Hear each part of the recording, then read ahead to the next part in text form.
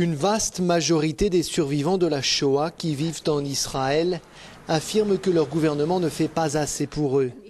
Selon un rapport récemment publié, un tiers d'entre eux vit seul et se dit pauvre. C'est le cas de Ruth Krieger. Elle se sent abandonnée par l'État, celui-là même qui a été créé au lendemain des horreurs dont des millions de Juifs ont été victimes durant la Seconde Guerre mondiale.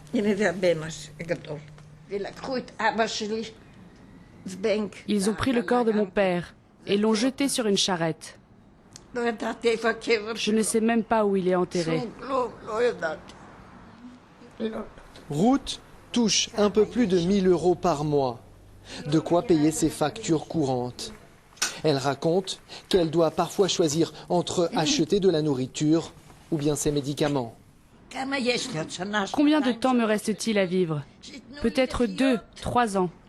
Qu'on me laisse vivre dignement, je le mérite. J'ai participé à la création de cet État. J'ai travaillé et construit ici. Pourquoi dois-je mourir ainsi, sans même un billet de 20 € dans la poche à la fin du mois? Face au manque d'aide gouvernementale, certains Israéliens ont décidé de se porter volontaires au sein d'associations qui prêtent assistance aux survivants les plus démunis. Le but est de leur apporter un peu de réconfort et de chaleur humaine.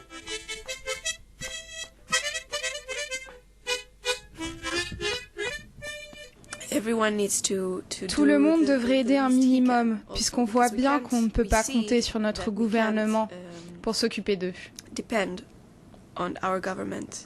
C'est quoi cette journée pour la mémoire des victimes de la Shoah? Juste un jour par an dédié à la pire des tragédies. Ce devrait être la priorité du gouvernement. On devrait en parler pendant 1000 ans encore. Dans ce pays, les enfants ne savent rien de la Shoah. Selon la Fondation au profit des victimes de la Shoah, il reste moins de 200 000 survivants en Israël aujourd'hui. Il en meurt 37 tous les jours. Il ne reste donc plus beaucoup de temps au gouvernement israélien pour honorer les promesses qu'il leur a faites.